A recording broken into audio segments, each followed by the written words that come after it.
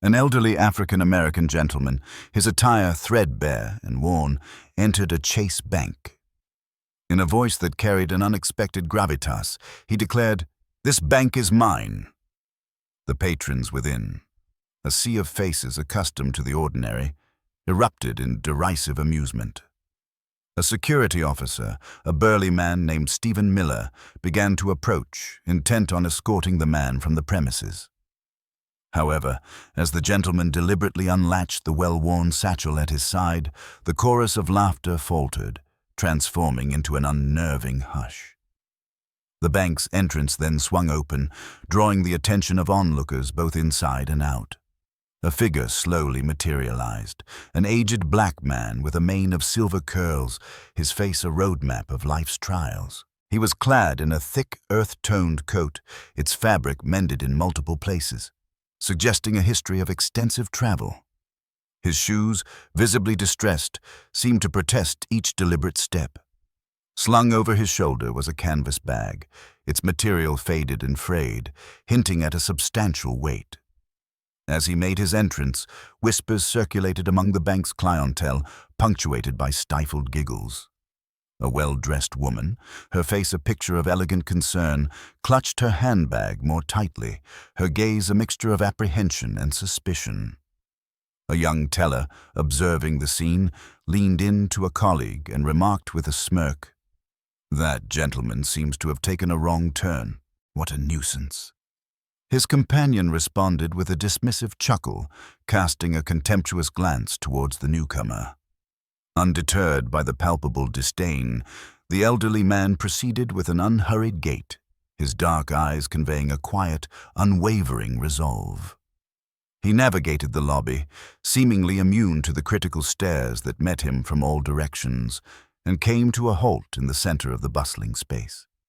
The air crackled with a blend of curiosity and scorn. Stephen Miller, a man known for his gruff and impatient nature, stepped forward, his expression openly hostile. His brow furrowed as he assessed the intruder, his hand resting near the holster of his sidearm, his eyes radiating disapproval. The atmosphere grew heavy with anticipation as the old man straightened his posture, his gaze now sweeping across the faces that had so readily judged him. Then, in a tone both soft and undeniably clear, he pierced the prevailing silence with the pronouncement, "This bank is mine." His declaration, delivered with quiet certainty, stilled the entire room. Before a wave of incredulous laughter could fully bloom, a profound, stunned silence descended. Elijah Kirby, the gentleman in question, appeared to anticipate this very reaction. He stood unyielding, his gaze resolute, a figure of quiet mystery within the confines of Chase Bank, an establishment that seemed diametrically opposed to his very presence. Yet, his bold assertion, though seemingly absurd, was poised to ignite a tempest far beyond anyone's comprehension. Elijah stood firm in the heart of the bank, his voice clear and resonant. "This bank is mine." Instantly, the spacious interior of Chase Bank became a cacophony of mocking laughter. What began as a murmur quickly escalated into a wave of derision, engulfing the unassuming figure. The crowd's amusement stemmed not merely from surprise, but from a deep-seated contempt, their perception of Elijah's race and destitution transforming him into a caricature in their eyes. In a secluded corner, two young tellers, Josh and Martin, exchanged conspiratorial whispers. "This old man must be inebriated," Josh speculated maliciously. "People from the poorer districts always harbor such outlandish notions," Martin scoffed, adding, "Perhaps he mistakes this for a public assistance office."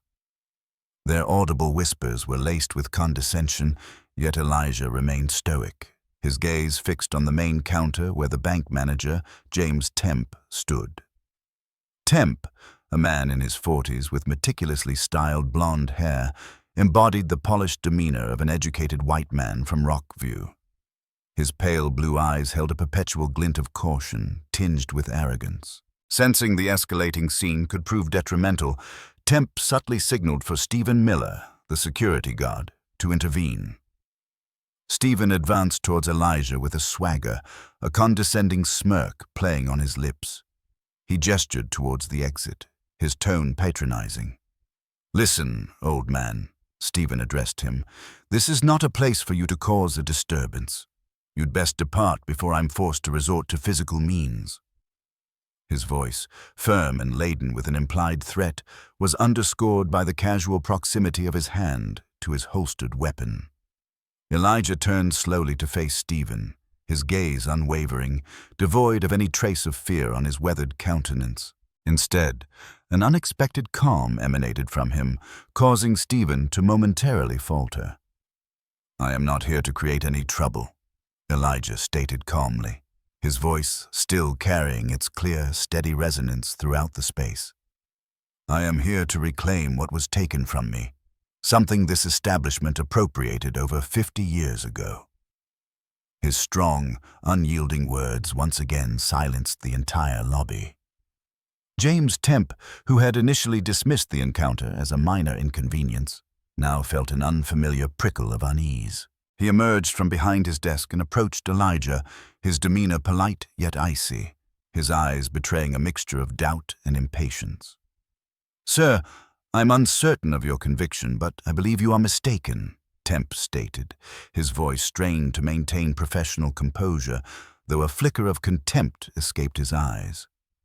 "This bank has operated for many decades, its ownership tracing back to the Matthews family, even preceding my grandfather's tenure. Perhaps there is some confusion." "I am not mistaken," Elijah countered firmly, slowly setting his aged canvas bag upon the floor, as if it contained a revelation poised to shatter existing realities. "I will demonstrate that to you, right here, right now." A few patrons began to retreat, exchanging glances filled with bewilderment and burgeoning curiosity. The white customers, accustomed to the tranquil affluence of Rockview, appeared visibly perturbed by the disruption to their peaceful afternoon caused by an elderly, impoverished black man. Meanwhile, Stephen, his patience rapidly eroding, moved closer and warned sharply, "I am giving you one final warning, old man. Either you leave, or I will summon the authorities. Do not escalate this further." Elijah offered no immediate reply. Instead, he slowly bent down, his trembling hands, surprisingly steady, began to unfasten the old canvas bag. Every movement was deliberate, measured. A collective breath was held as all eyes fixed on the man's peculiar actions. Even Stephen paused, his hand loosening its grip on his firearm, a palpable mixture of suspicion and curiosity etched on his tense features. "Everything I need to convey is contained within this," Elijah said softly, yet with unwavering confidence, before slowly opening the bag to reveal its contents. The instant the bag was unsealed, the entire Chase Bank lobby fell into a profound silence. Those who witnessed the revelation widened their eyes in sheer astonishment. What Elijah unveiled was not the nonsensical pronouncements of a destitute old man, but a truth so potent it threatened to dismantle the very foundations of their understanding of the place. As the bag was opened, before its contents were fully visible to the onlookers, Stephen Miller, the imposing, scowling white security guard, advanced with a palpable air of aggression. Without pause, he struck his heel forcefully onto the polished marble floor. The sharp sound deliberately shattered the hushed stillness that had enveloped the lobby. "Enough, Stephen," a voice commanded, the words clipped and disdainful. "This is a bank, not a sanctuary for wayward individuals causing disruption." His pronouncement reverberated through the space, prompting some of the white patrons nearby to offer silent, knowing nods. Their gazes betrayed ingrained prejudices, legacies of generations. The bank employees, previously curious, now subtly retreated, their faces etched with clear discomfort. A few exchanged hushed whispers, seemingly in silent accord with the harsh insult just delivered. Yet Elijah remained standing, unyielding against the barrage of insults and discriminatory stares. His weathered features maintained a serene composure, his deep-set black eyes unwavering, even glinting with an unexpected resolve. Slowly, he raised his head, meeting Stephen's gaze directly. His look was so penetrating that Stephen felt a fleeting twinge of unease. "I am not causing a disturbance," Elijah responded, his voice maintaining a calm, steady clarity, sharp as tempered steel. "I have come to retrieve what rightfully belongs to me. What you call me is irrelevant. Truth does not alter because of insults." Stephen was momentarily taken aback by the quiet steadfastness of the frail old man before him. He was accustomed to employing harsh words and aggressive posturing to easily intimidate individuals like Elijah into submission and removal. However, this time, Stephen clearly encountered an unforeseen challenge. The silent, unyielding strength of an apparently harmless, elderly black man. A discreet cough broke the palpable tension. James Temp, the bank manager, who had been a silent observer from the outset, finally intervened. His tone was conciliatory, aiming to diffuse the confrontation.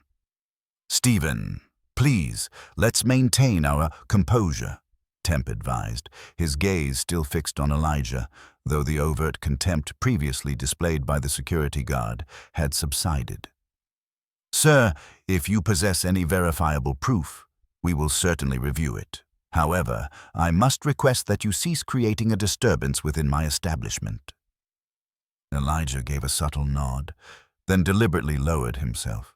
With aged hands, he carefully extracted a worn, yellowed ledger from his bag.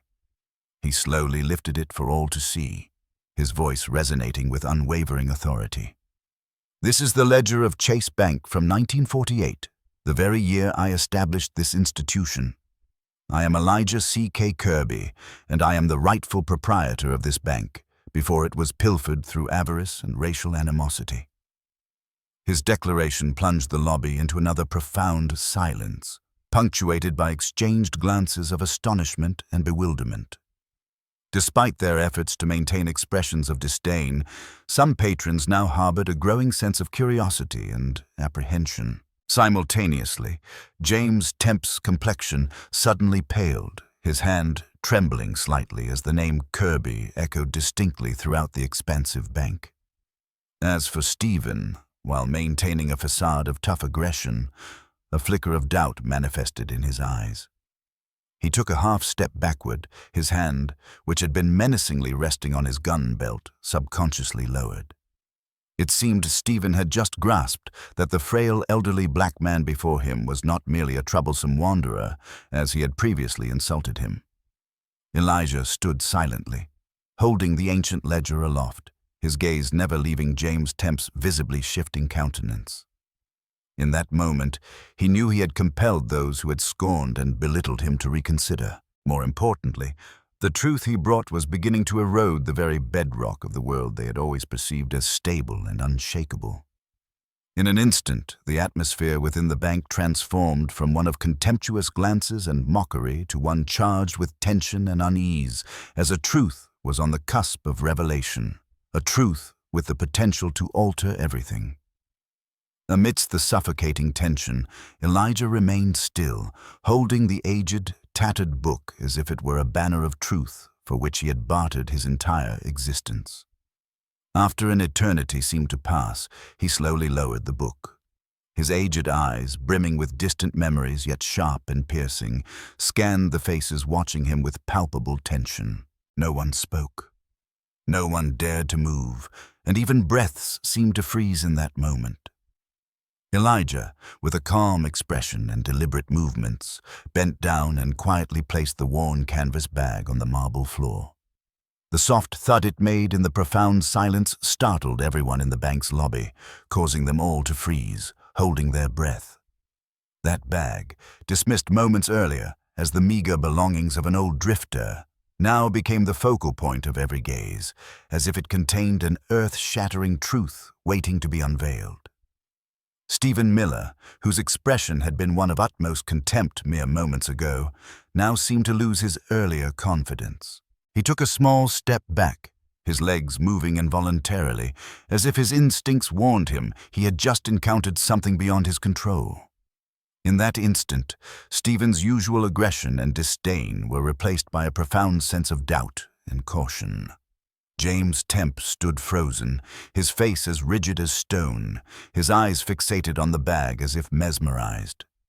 Temp, a man renowned for his ability to manage any situation, was widely recognized in banking circles for his calm and professional handling of difficult cases.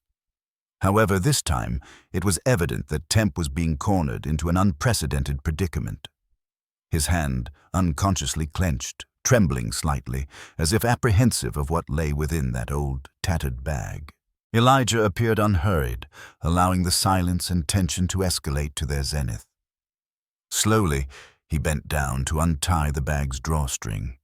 His gnarled, wrinkled hands, weathered by years of hardship, moved with a steadiness and resolve that none could dispute. As the final knot was undone, Elijah carefully opened the mouth of the bag, allowing its contents to emerge gradually into the light of the bank's lobby. Everyone present unconsciously leaned in, their curiosity piqued to witness what awaited them. Then, stacks of old, faded currency slowly became visible, one bundle at a time, gently rolling out onto the cold marble floor in disarray. Each bundle clearly bore the antiquated logo of Chase Bank, a symbol not seen in over half a century. The bills were yellowed, their edges worn, as if they had just been retrieved from a long-forgotten storage vault, something even the most senior bank employees had never encountered. An invisible chill seemed to trace its way down the spines of everyone in the lobby. Stephen's eyes widened in shock, attempting to mask the palpable confusion rising on his face. He cast a doubtful glance at James Temp, as if silently imploring for an explanation. But Temp appeared equally startled, his face visibly pale as he stared at the ancient bundles of money. "It can't be," Temp whispered, his voice trembling and devoid of its usual composure. How do you possess this currency?" Elijah did not respond immediately. Instead, he carefully picked up one of the bundles. His aged, slender hand gently caressed the faded paper, as if cradling a precious yet painful memory. His eyes briefly flickered with emotion, as though for a fleeting moment he was transported back to the earliest days of founding Chase Bank, when he had painstakingly laid each brick, filled with dreams and hope.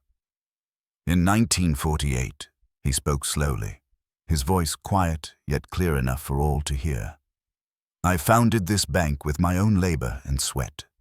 Every dollar, every brick beneath your feet bears my mark. But then, simply because I am black, you believed the falsehoods and drove me from here." Elijah's words rang out, clear, strong, imbued with emotion and conviction. In the lobby, the previously curious gazes shifted from awe to unease and confusion. Many began to feel a sense of shame as they comprehended the stark truth the old man had just revealed. Though some stubbornly refused to accept his narrative, Stephen attempted to regain his composure and stepped forward slightly, his voice more cautious, yet still tinged with doubt. "How can we be certain this isn't some kind of ruse, old man? Where could someone like you possibly acquire such a thing?" Elijah looked directly into Stephen's eyes, his gaze so sharp it caused the young security guard to freeze, sensing an inexplicable aura of authority and resolve. "Because I am Elijah C.K. Kirby, the very bar this bank stole its identity, its assets, and its life from." He paused, surveying the expansive room, then continued, "And now, I am here to reclaim it all." His words echoed through the lobby, leaving everyone stunned as they began to realize they were witnessing the genesis of a storm that would irrevocably alter everything they understood about Chase Bank, a truth that could no longer remain concealed. As Elijah's voice faded, the vast expanse within Chase Bank seemed to thicken, each echo of his declaration hanging heavy in the air with tension. The ancient stacks of currency lay scattered across the cold stone floor, each yellowed bill a haunting testament to a forgotten past that this bank had deliberately buried for over half a century. All eyes were fixed on the old man, a mixture of astonishment and skepticism clouding their expressions. The bank manager, James Temp, had turned pale. Although always confident in his capacity to manage any situation, this was clearly beyond his comprehension. Confronted with this aged yet irrefutable evidence, he felt the once solid foundation of his power begin to tremble. Temp quickly stepped forward, bent down, and retrieved a bundle of old, faded bills. He stared intently at the worn logo imprinted on the crinkled paper, then turned to Elijah, his expression a blend of surprise and irritation. "You claim to be Elijah C.K. Kirby, the original founder of Chase Bank. 1948? Temp attempted to maintain a calm tone, but the tremor in his voice betrayed his unease. "Yes," Elijah replied briefly but firmly, his gaze ancient yet sharp, cutting through all doubt. "I am the one who laid the first stones to construct this bank. I dedicated my youth and my heart to making Chase Bank a symbol from which you all benefit today, but it was all stolen from me, simply because I am black." Temp shook his head repeatedly, attempting to dismiss what he had just heard.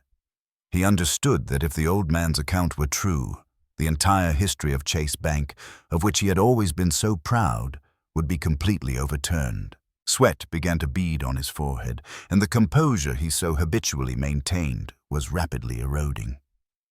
James took a deep breath, trying to regain command of the situation, and looked at Elijah with an expression of both doubt and challenge. "What you are asserting is difficult to accept, Mr. Kirby. If you were indeed the founder of this bank, why is there no record of you in Chase Bank's history? I have studied every document pertaining to this institution and have never encountered a name such as yours." Temp's voice gained an edge of assertiveness, as if clinging to the faint hope that this was all merely a misunderstanding or some elaborate deception. Elijah did not respond immediately. Instead, he calmly reached into his bag once more and produced an old, worn leather ledger with a dark brown cover, faintly embossed with the words Chase Bank Ledger, 1948. He gently turned the yellowed and torn pages, then stopped at a specific entry where a series of signatures and handwritten notations in faded ink were recorded.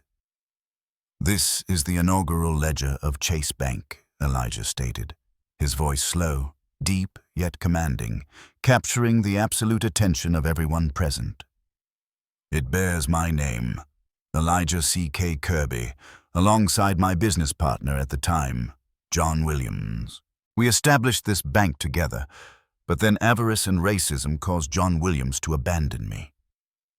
His voice faltered slightly, his eyes reflecting the profound pain of a man betrayed by someone he once trusted. He continued in a steady yet emotional tone. "Williams could not countenance a black man like myself owning and directing a major bank such as Chase. So, he secretly colluded with other influential individuals, fabricated documents, and propagated falsehoods asserting my incompetence in managing the bank. They forcibly ousted me from the very enterprise I had built, expunged my name, and closed every avenue when I sought justice." Each of Elijah's words seemed like a sharp blade severing the veil of concealed history, causing those present in the bank to shudder. Some customers lowered their heads, feeling ashamed as they recognized the profound injustice the old man had endured, while others remained skeptical, whispering amongst themselves regarding the veracity of his account. Stephen Miller, who had consistently maintained an aggressive posture, could no longer dismiss the gravity in the old man's words. His gaze had lost its initial confidence, replaced by confusion and doubt.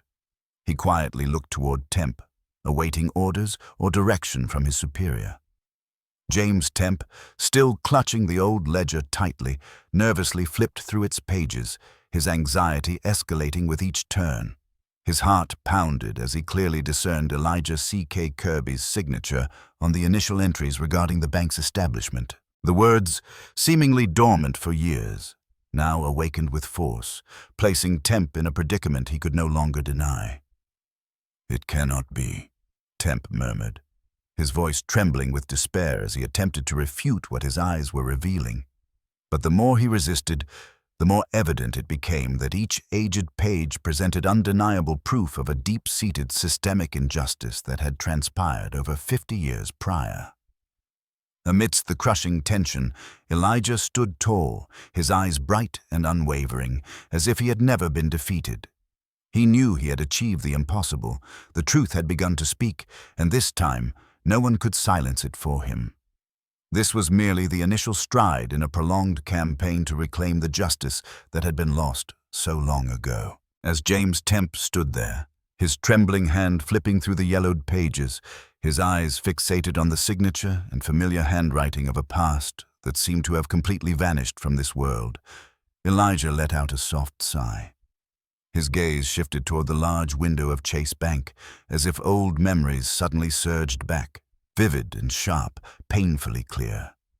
He quietly placed the ledger on the table, his bony fingers still trembling, not from fear, but from the emotional weight of recalling those bitter, distant days.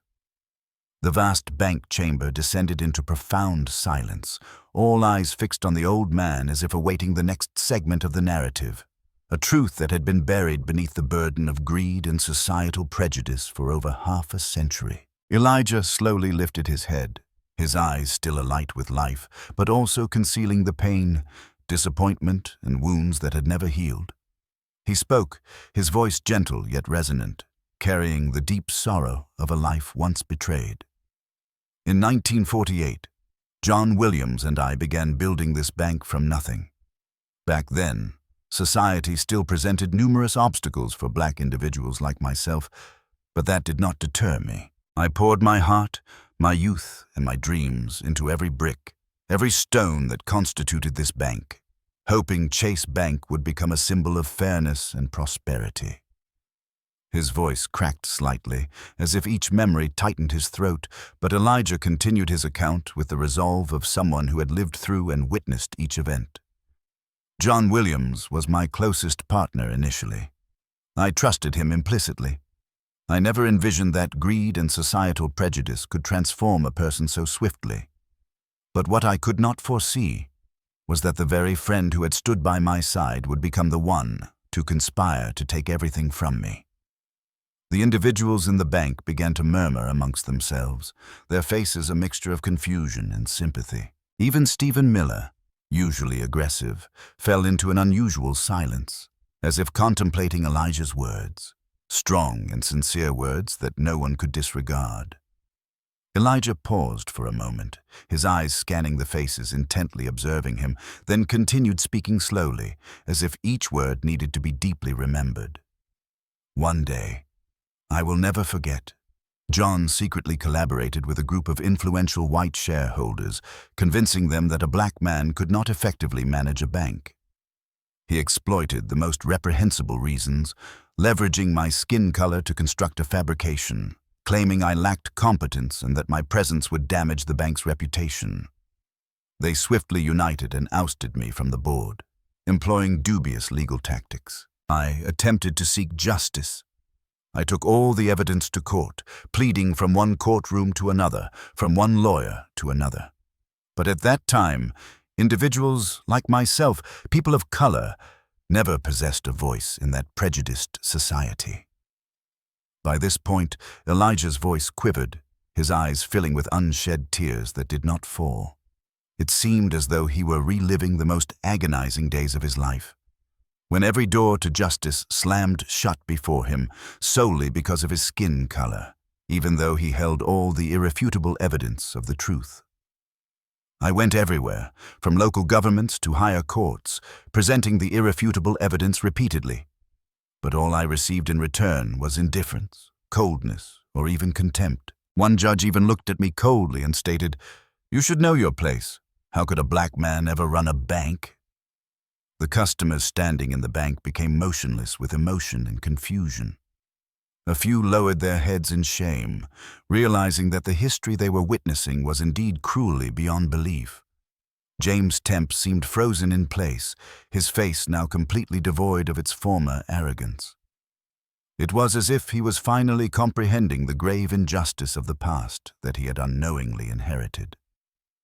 Elijah took another deep breath, attempting to maintain his composure, his eyes brimming with emotion, but his voice grew sharper, stronger than ever as he continued. In the end, I was left with nothing, Not only did I lose the bank I had dedicated my life to building, but I also lost my dignity and my career. They erased my name from every record, effectively wiping me from existence as if I had never been here. He paused again, his deep gaze fixed on James Temp and Stephen Miller, as if trying to penetrate their very souls. And now, I have returned, not for retribution, but to compel you to confront the truth. You must understand that every brick, every dollar, every breath of this bank originated from my sacrifice and loss. Elijah's words reverberated powerfully in the thick silence. Everyone understood that the truth he had just revealed was not merely one man's story, but the profound pain, the stain upon history that they had deliberately chosen to forget. In that moment, Elijah stood resilient and unbowed, not just as an impoverished old man, but as the living emblem of the struggle against injustice, prejudice, and greed that history had once buried. But now he had returned, and this time he would not permit anyone to erase it again. The atmosphere within Chase Bank remained heavy with silence after Elijah concluded recounting his painful narrative. The eyes of the crowd silently followed the old man's every subtle movement, their expressions reflecting shock and a palpable sense of shame as they realized they were witnessing a long, concealed, brutal past.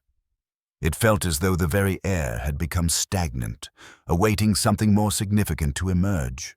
In that tense moment, Elijah slowly bent down towards his old canvas bag once more, his movements deliberate and steady, as if he desired everyone in the room to fully witness the truth he was about to reveal.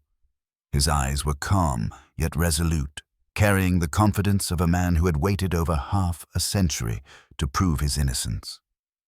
From the bag, Elijah pulled out a stack of yellowed papers, carefully wrapped in oilskin, preserved like a precious artifact for decades.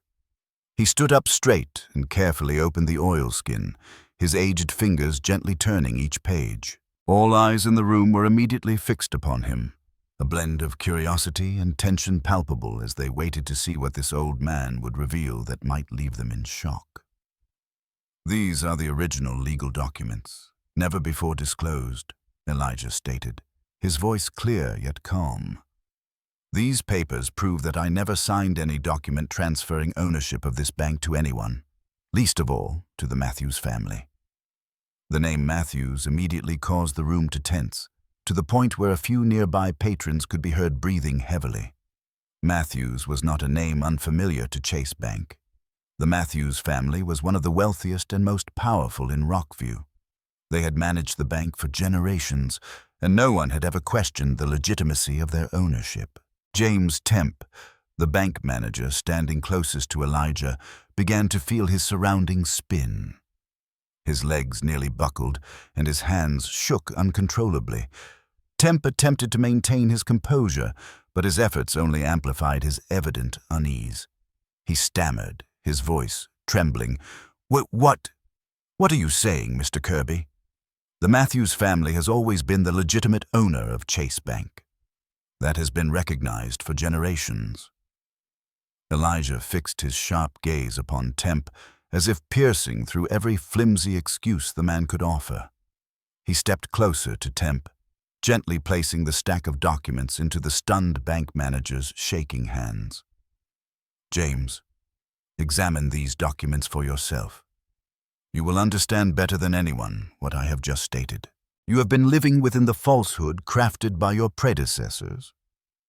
Temp reluctantly took the papers, trying to hold them steady so they wouldn't fall to the floor. He began reading line by line, each signature and seal faded by time, but still clear enough to reveal a shocking truth. His heart pounded, his face turning pale as each line he read shattered his trust in the Matthews family's history, a history he had once been so proud of. Beside Temp, Stephen Miller also could no longer maintain his usual aggressive demeanor. He quietly observed the expression on his superior's face, a deep unease growing within him. Until this moment, Stephen had always believed he stood on the side of justice, on the side of societal order, but now that conviction was being severely shaken. Finally, Temp stopped at a page bearing the signatures of Elijah C.K. Kirby and John Williams. He studied it more closely, feeling a jolt of cold run down his spine as he realized there were no signatures from Elijah on any of the subsequent property transfer documents. All the paperwork was signed and legitimized by John Williams and the Matthews family, quietly and insidiously. "No, it cannot be," Temp muttered, his voice barely audible, for his ears alone. He looked up at Elijah, his face a mask of disbelief and despair. "If these papers are real, then—" Elijah cut him off firmly, though his voice remained steady. "Then Chase Bank was unlawfully seized by the Matthews family and John Williams, exploiting social prejudice to remove me. This is not merely a tale of greed, but a historical instance, the clearest evidence of the injustice I have endured throughout my life." The patrons in the bank were stunned by his declaration. Some had begun pulling out their phones to record the rare scene, while others stood frozen, like statues, unable to comprehend what they were witnessing. A truth too immense, too unexpected, was overturning everything they thought they knew about the bank they had trusted all these years. Amidst the chaos, Elijah remained steady, his gaze now carrying the determination and fortitude of a man who had endured too much pain but never relinquished faith in justice. He knew that, although it was late, the truth had finally come to light, and no one could deny it any longer. James Temp, still clutching the legal papers that provided irrefutable evidence, slowly sank into a chair, his face numb, like someone awakened from a long, deep slumber, forced to confront the greatest shock of his life. His world, and perhaps the history of Chase Bank, would never be the same again. As James Temp slowly settled into his chair, his hands still trembling as they gripped the yellowed papers as if they were the last remnants of a world he had just lost, the entire Chase Bank lobby plunged into silent chaos. Whispers began to rise among the customers standing around, like an undercurrent swiftly spreading across the ocean, creating an atmosphere thick with tension and doubt. None of them had ever imagined that today, upon stepping into this familiar bank, they would witness a shocking truth that would shake and overturn all their faith in a symbol of stability in the town of Rockview. Some began pulling out their phones to record the scene, their eyes filled with both curiosity and anxiety, while others kept glancing nervously towards the nearest exit, as if preparing to flee from a truth that was too difficult to accept. Amidst this chaotic atmosphere, Stephen Miller, a white security guard with a muscular build and an aggressive demeanor, had regained his familiar sense of hostility. From the very beginning, Stephen had positioned himself as the guardian of order, and now he felt as though his authority had been stripped away. The words Elijah had just spoken, the evidence presented, seemed to Stephen like a blatant scheme designed to disrupt the peace of the bank he was tasked with protecting.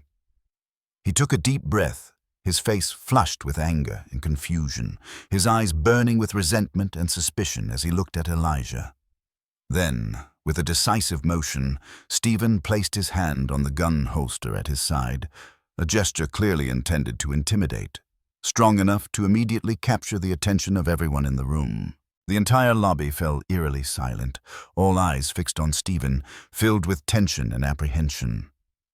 "Stephen!" Elijah shouted, his voice ringing out in the silence, carrying both the anger and authority of someone attempting to maintain the last shred of order. "This old man is clearly causing trouble, and all that evidence is fake. I won't let him continue to cause a scene here. Someone call the police right now." Stephen's words only heightened the already intense tension in the lobby. Some customers quickly backed away, moving toward the doors, attempting to keep a safe distance from Elijah as if he were truly a threat. Others stood frozen, their eyes wide in shock at the sudden escalation, unsure whether to believe the truth Elijah had just revealed or trust in the safety promised by Stephen's authority. Elijah remained still, his expression unafraid of Stephen's threatening actions.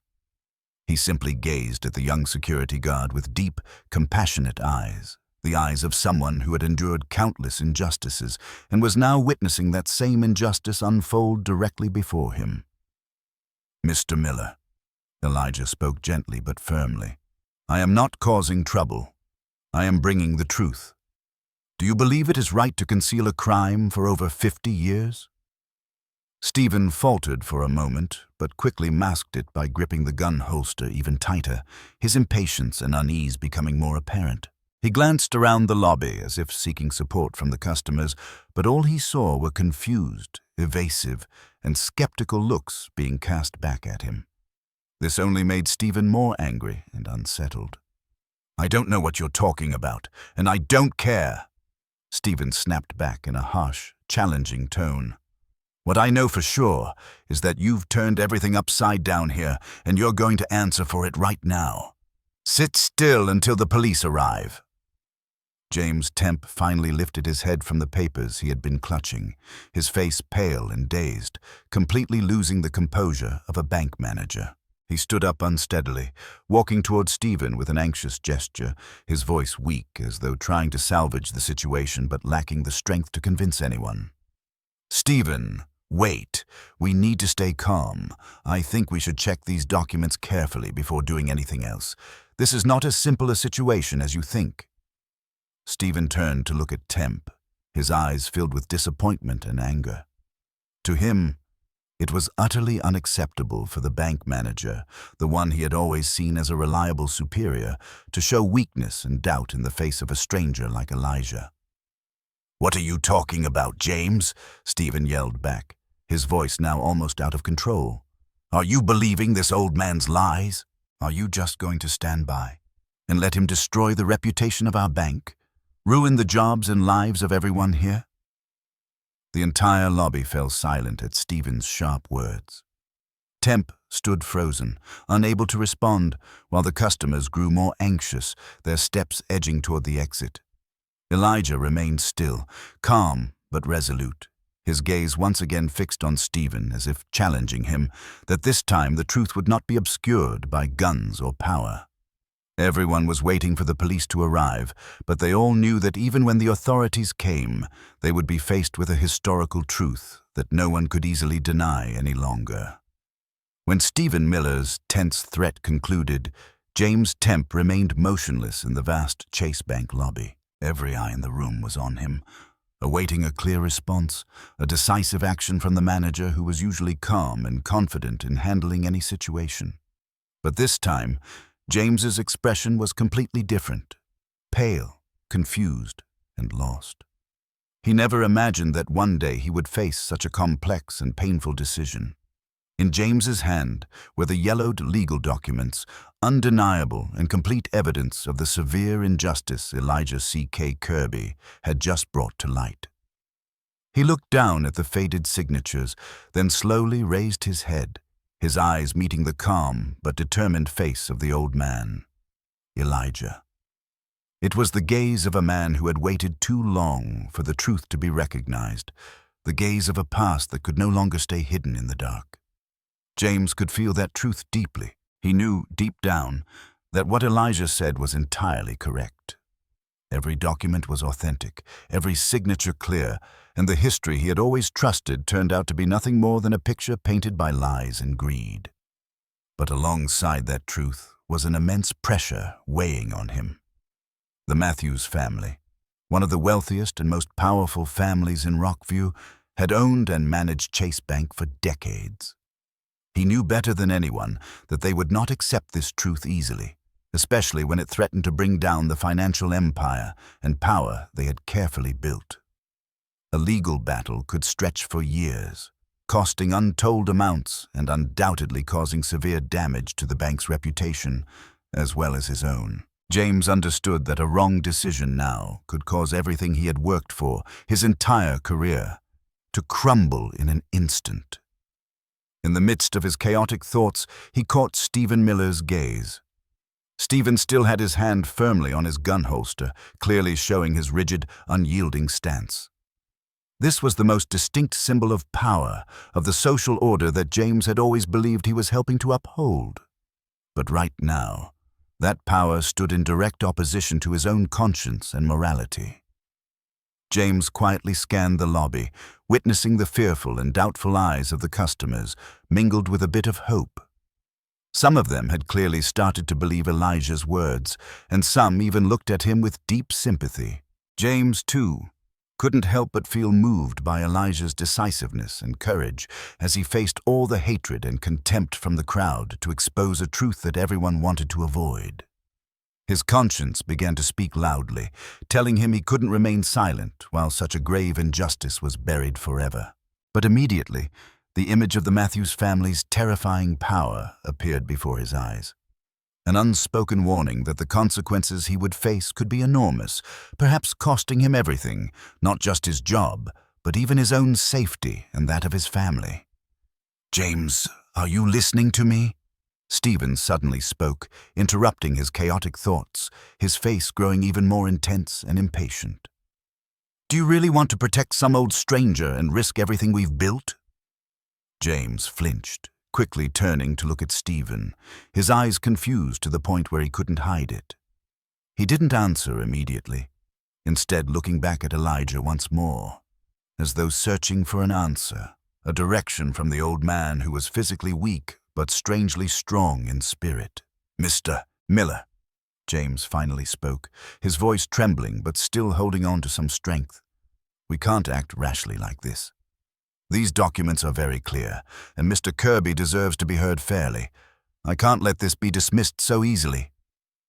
Stephen looked at James with a mixture of disappointment and anger. Clearly, he never expected the manager he had always respected to show such weakness under this pressure, even leaning towards the old stranger. But just before Stephen could respond, James continued, this time his voice stronger. "Yes, I understand the pressure we will face from the Matthews family, but if we continue to hide this truth, we will never be able to forgive ourselves." As soon as those words were spoken, the entire bank lobby fell into silence. Elijah nodded slightly, as if silently acknowledging James. Within him, a new hope stirred that after more than 50 years of fruitless struggle, he had finally reached the conscience and compassion of a man standing between power and truth. James knew well that in an instant he had placed himself in the middle of an intense legal battle with the Matthews family. But more importantly, he understood that he had done the right thing, the thing his conscience had silently demanded of him. The real battle had just begun. But there was no turning back, because of himself, because of Elijah, and because of the truth that could no longer remain buried in darkness. As soon as James Temp finished speaking, the entire Chase Bank lobby sank into a strange yet intense atmosphere. The space seemed to thicken, filled only with nervous breaths and glances mixed with empathy. Elijah stood still, quietly observing everything, his eyes carrying the calm of someone who had grown accustomed to facing the pain of the past. Yet deep inside, there was the faint light of hope that had just been reignited. It was at this moment, in the sudden stillness, that a slender figure stepped out from behind the counter. It was Emily Carter, the youngest bank employee, known for her caution, her quiet nature, and her tendency to never speak out against serious matters. This small girl, who had silently observed everything from the beginning, seemed as though she could no longer remain silent. Emily's footsteps were light but firm as she decisively walked toward the old, faded money scattered across the shiny marble floor. All eyes in the room followed her steps, surprise written across everyone's face, especially Stephen Miller, who stood frozen, his eyes filled with anger and confusion. Emily bent down gently, her hand trembling but still respectful, as she carefully picked up a worn-out bill, its old Chase logo barely visible. She looked at the bill thoughtfully, then slowly moved toward Elijah, placing the bill softly on the table in front of him. It was a small gesture, but it held so much meaning. It wasn't just an act of respect. It was a silent declaration, confirming that she trusted Elijah's words and the evidence he presented. "I trust you, Mr. Kirby," Emily said, her voice soft but clear, echoing across the vast space of the bank. "Perhaps we've lived too long in lies, and now is the time to face the truth." As soon as Emily finished speaking, everyone in the bank stood frozen, as though they had just witnessed something of great importance. Stephen Miller's eyes widened, filled with shock and fury, as if he couldn't believe his ears. To him, Emily's act felt like a blatant betrayal, a slap in the face of the authority he had always trusted and defended. But Emily did not stop there. She turned to face her colleagues, her eyes full of determination and encouragement, as if calling them to step out of their cowardly silence, to break free from the chains of fear and power that had kept them trapped. Only seconds later, another young employee, Josh, who had previously looked down on Elijah, suddenly stepped forward, picking up another bill and gently placing it next to Emily's on the table.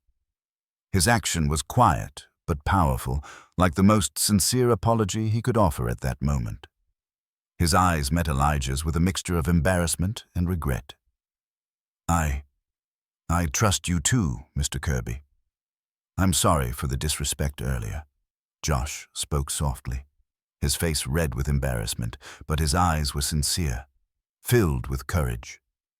After Josh, one by one, each employee in the bank who had either remained silent or secretly supported Stephen's attitude stepped forward. Each person bent down, picked up an old bill, and respectfully placed it on the table in front of Elijah. No words were spoken, but each small act created a powerful wave, clearly showing their agreement and respect for the elderly man who had been forgotten by history and unjustly treated.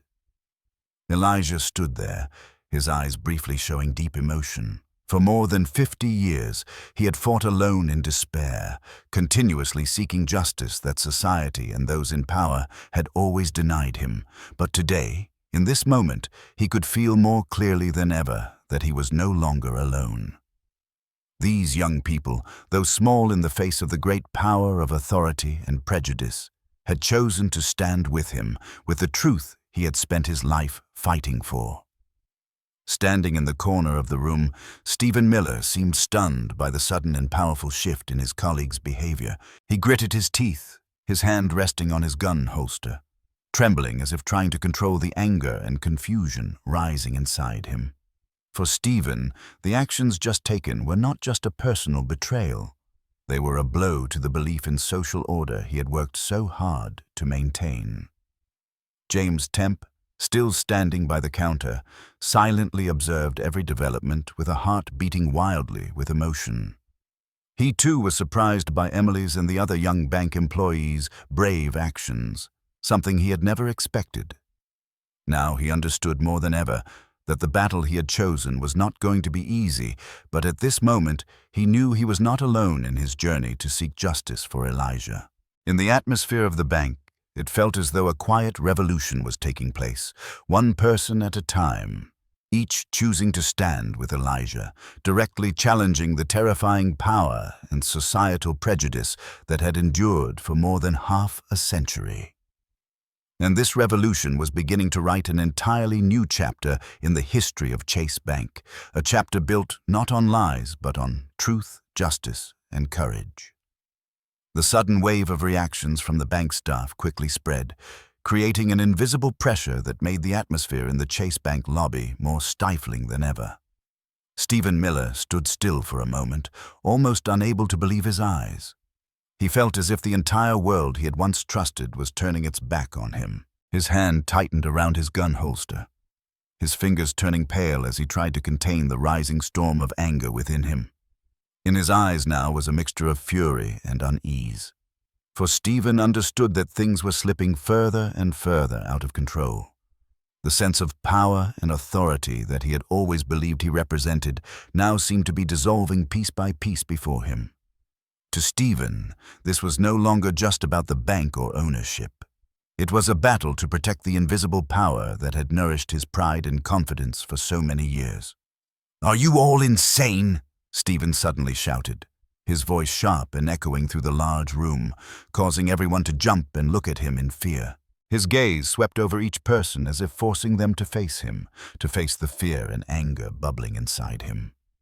Elijah, still standing firm amidst the emotional storm swirling around him, slowly turned his calm and resolute gaze towards Stephen.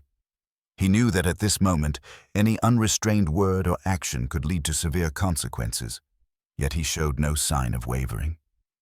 In his eyes now was not only determination, but also the composure of someone who had weathered countless storms in life. "Mr. Miller," Elijah spoke slowly, his voice clear and resonant, loud enough for everyone in the room to hear. "You don't need to do this. I'm not here to cause trouble or harm anyone. I just want the truth to come to light, justice to be returned to me and to all those who have been treated unfairly like I was."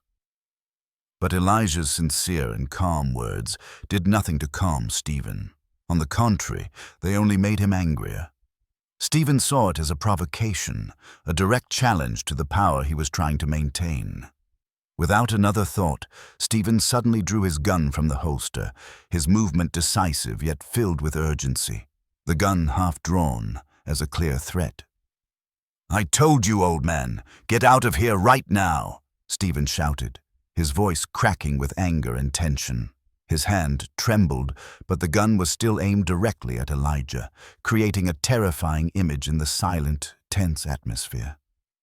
Immediately, the entire room fell into a quiet panic. Everyone in the lobby held their breath, their eyes fixed on the trembling gun in Stephen's hand. Some customers began to move subtly toward the exit, trying to distance themselves from the danger, but no one dared to speak or make the slightest sound, for they all understood that even the smallest careless action could cause the situation to spiral out of control.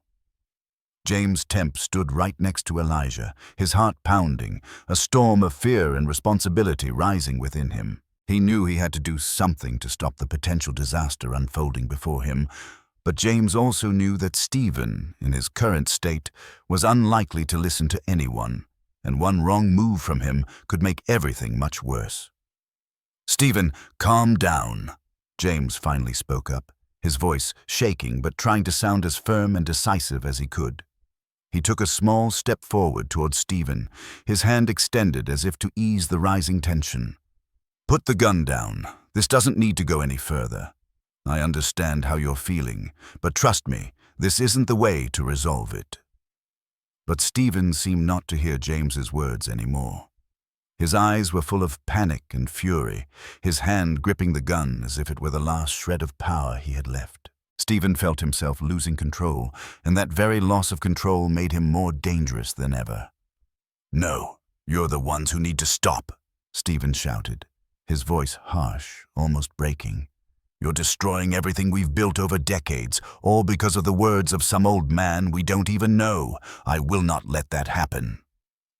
At that moment, everyone in the bank lobby understood clearly that they were standing on the brink of a real disaster. The atmosphere had become so oppressive that it was hard to breathe, every second stretching into what felt like a century. Elijah still stood there, his gaze calm but firm, facing Stephen directly as if he were accepting whatever might happen. Meanwhile, James Temp felt heavier than ever. He stood between two opposing forces. On one side, conscience and justice. On the other, power and personal safety. And right now, in that taut, fragile moment, James understood more than ever that his next decision wouldn't just determine the fates of Elijah or Stephen, but it would also define his own life and conscience amidst the suffocating tension that filled the room, with every eye fixed on the trembling firearm in Stephen Miller's hand. James Temp knew he no longer had time to hesitate. This moment demanded a pivotal decision, one that would alter not only his life forever, but also the destiny of everyone present in the Chase Bank lobby. James took a deep breath, gathering his remaining strength and courage, and slowly stepped forward, positioning himself between the cold muzzle of the gun aimed at Elijah and the steadfast old man before him. Though his legs still quaked, James's gaze had become resolute and strong, a stark contrast to the panic and helplessness he had felt earlier. "Stephen," James spoke, his voice quivering slightly but still resonating through the vast room, sufficient to command the full attention of everyone, especially Stephen. "I command you to lower your weapon immediately." Stephen paused for a moment, his eyes clouded with confusion and fury, clearly taken aback that James had chosen this critical juncture to confront him. He looked at James with a blend of anger and deep disappointment, his grip tightening on the gun. nearly losing his composure. "James, are you truly siding with him?" Stephen shouted, his voice harsh, laced with hurt and disbelief. "Are you truly prepared to discard everything we have for the words of an elderly gentleman?" James took another deep breath, striving to remain calm, but his voice betrayed the intense emotions surging within him. "It's not about him, Steph. It's about the truth. I have thoroughly reviewed all the documents Mr. Kirby presented, and I have witnessed the unambiguous evidence of serious errors made by this bank in the past." James paused, his voice softening, yet remaining firm.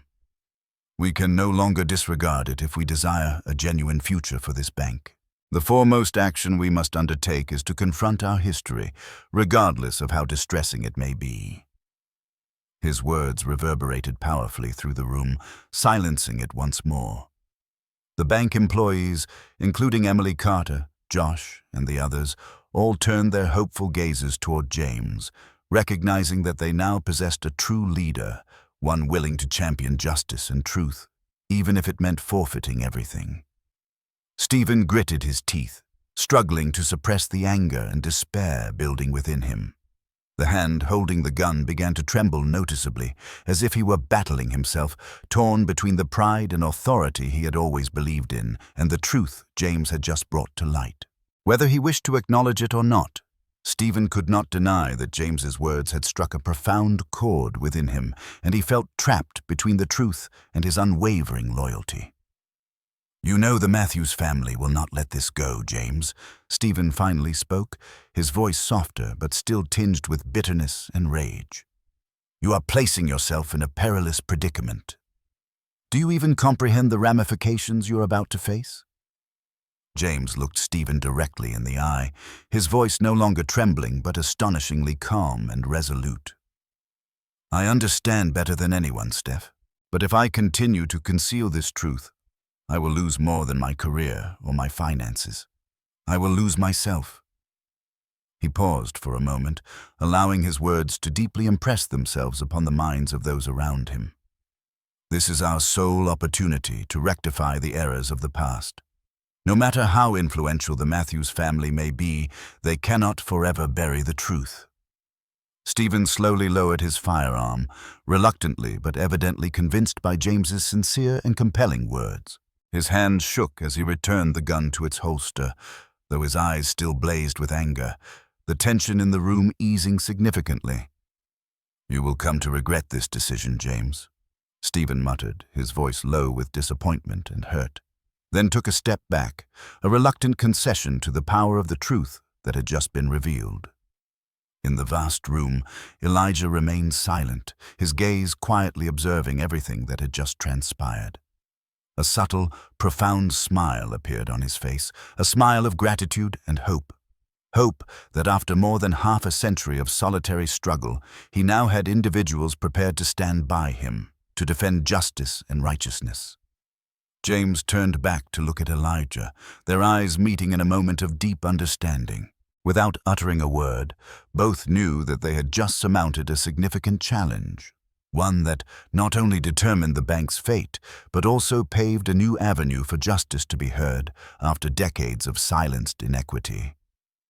The atmosphere in the Chase Bank lobby finally began to stabilize, but everyone understood that the true confrontation had only just commenced. However, with the courageous decision James had made, they could be assured that no matter how arduous the path ahead, truth would ultimately prevail, and justice would never again be buried. As the atmosphere in the Chase Bank lobby gradually settled, everyone's gaze shifted towards Elijah Kirby, the elderly gentleman who, after years of being denied, had finally received the recognition he so rightfully deserved. No one spoke, but in every pair of eyes and on every face present, admiration and respect had completely supplanted the prior disdain and mockery. Elijah stood still for a moment, slowly surveying the room, his eyes scanning both familiar and unfamiliar faces, as if attempting to engrave this precious moment into the very core of his soul. He did not seem to revel in the moral victory he had just achieved. On the contrary, his face remained serene, But for the first time in many decades, his eyes gleamed with an undeniable sense of pride and fulfillment. In that silence, Elijah turned to look at James Temp, the young bank manager who had just made the most significant decision of his life. Elijah's gaze softened, filled with profound appreciation for the courage and honesty James had just demonstrated. He gently nodded towards James, a small gesture, yet one that conveyed all his deepest gratitude, enough for James to understand that Elijah would never forget that decisive moment. The moment when a young man stood for justice, confronting power directly, without hesitation. James met Elijah's gaze with emotion, a peculiar blend of pride swelling in his heart. He might have paid a considerable price for his decision, but in that instant, witnessing the peace and quiet joy in Elijah's eyes, James knew he had made the correct choice. He had regained something far more valuable than any money or power: his conscience, his dignity as a human being. Stephen Miller, standing some distance away, still wore an expression of tension and dissatisfaction, but his firearm had been returned to its holster, and he no longer harbored any intention of taking further action against Elijah.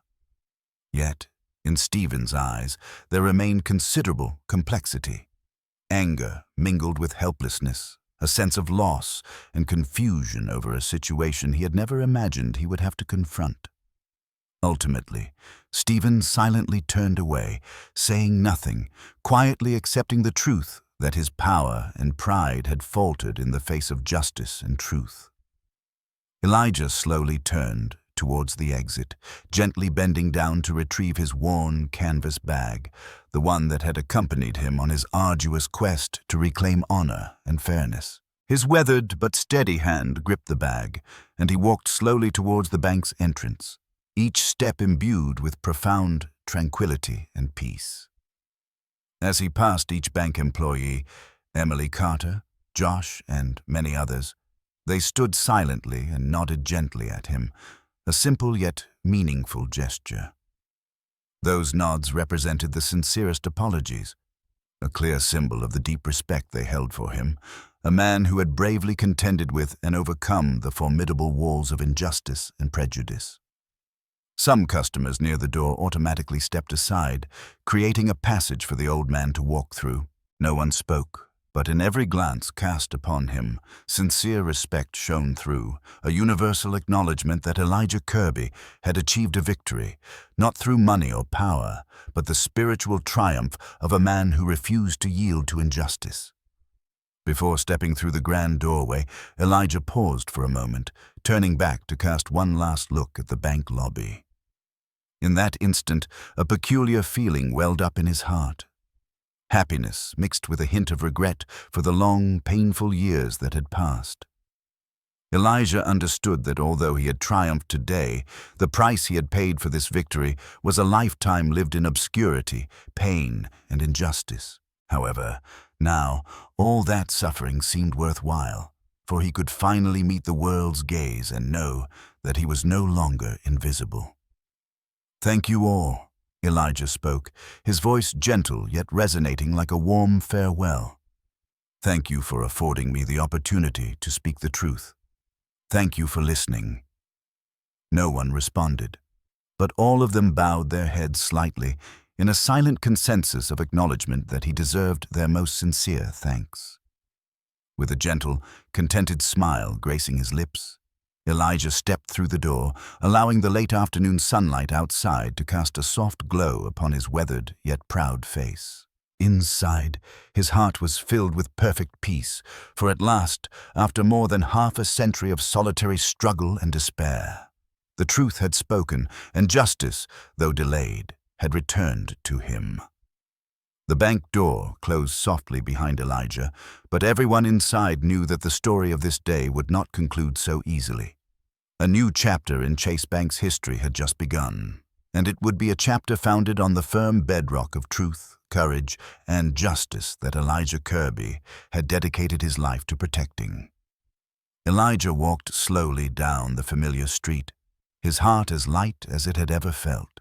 Though he knew many challenges still lay ahead, today he had won, and that was enough for him to continue walking towards a future where he could now hold his head high. proud that his life had finally been recognized fairly and justly. Immediately after the Chase Bank doors closed behind Elijah Kirby, a silence lingered over the vast lobby, but the atmosphere had completely transformed. Gone was the suffocating tension and overwhelming fear. Instead, a peculiar sense of unity and relief permeated the air, as if everyone had just awakened from a long, painful dream.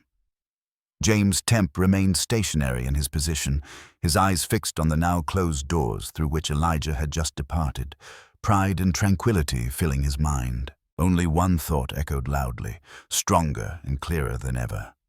He would never let this truth be forgotten again. He knew well that the path ahead would not be easy. The Matthews family, those who had wielded ultimate power at Chase Bank for decades, would certainly not readily admit their past transgressions, especially when those truths could shatter the financial empire and reputation they had meticulously constructed. But James had made a decision, and once that decision was made, he knew there would be no turning back. "Everyone," James finally turned, his voice clear, strong, and resolute, immediately drawing the attention of all the bank employees standing around. "Today marks the most significant day in Chase Bank's history. We have just witnessed a painful truth being unveiled, a truth that this bank has concealed for over half a century. But that does not mean we will continue to live in falsehoods any longer." He paused briefly, looking around the room again, sensing the silent support in the eyes of Carter, Josh, and many others, all of whom regarded him with trust and great expectation.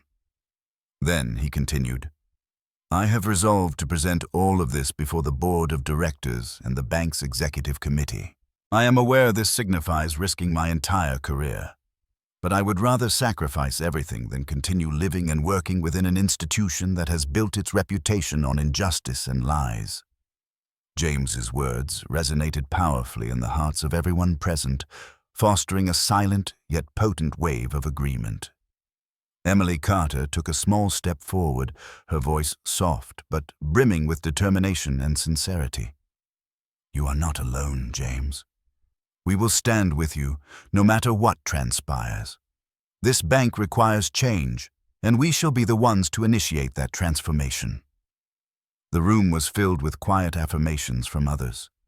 Josh nodded firmly, and several senior employees began to express their support with looks of resolve and confidence. They all clearly understood that they stood on the precipice of the bank's most challenging legal battle. But it was their unity and belief in justice that would propel them to overcome any forthcoming obstacles. In a distant corner of the lobby, Stephen Miller still stood, but his gaze was no longer one of anger. Rather, there was a thoughtful silence, a complex expression, as if he were beginning to grasp that the struggle he had once believed was about maintaining order and safety was, in fact, a fight to protect falsehoods and injustice. Stephen did not speak further, but deep down he may have begun to realize that he could never triumph if he continued to go against the current of truth.